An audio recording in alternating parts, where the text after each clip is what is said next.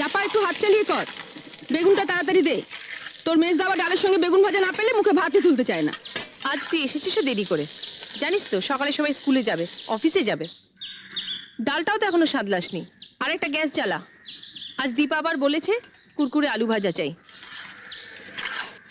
আমি আলু কেটে দিচ্ছি, তুই কড়াটা চাপা। চাপা দি, ওর জন্য একটা মাছ ভাজা তুলে রেখেছ তো? না বাপু, ভুলে গেছি। বড় বৌদিও আজ আমাকে মনে করিয়ে দেয়নি। সব আমি ঝুলে দিয়ে দিয়েছি। অত তাড়া দিলে কি সব মনে থাকে?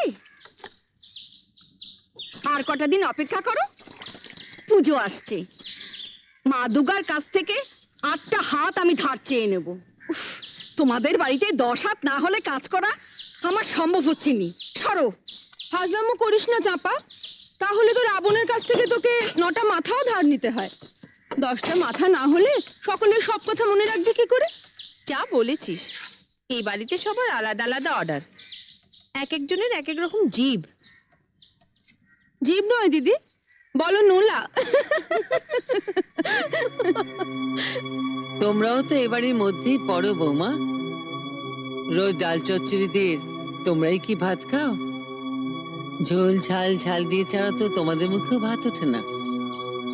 আর যাদের নোলা নিয়ে এত তোমরা হাসাহাসি করছো, তারা তোমাদেরই আপনজন। জয়া মা, তুমি আর দাঁড়িয়ে থেকো না, চঞ্চলের ভাতটা বেড়ে নাও। আর না হয় চঞ্চলকে আমি বলে দেবো মাছের ঝোল দিয়ে ভাত খেয়ে নিতে।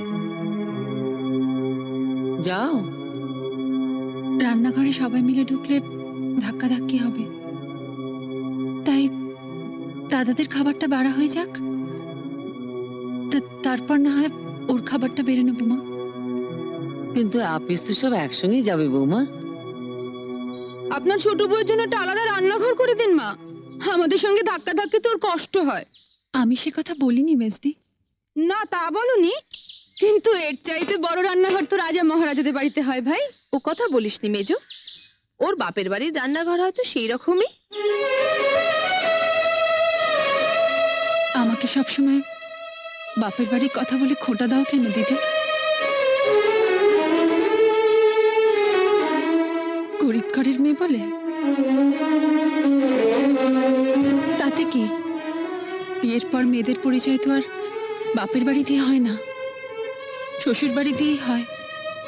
আর শ্বশুর বাড়িতে সব বউদেরই সমান অধিকার, তাই না?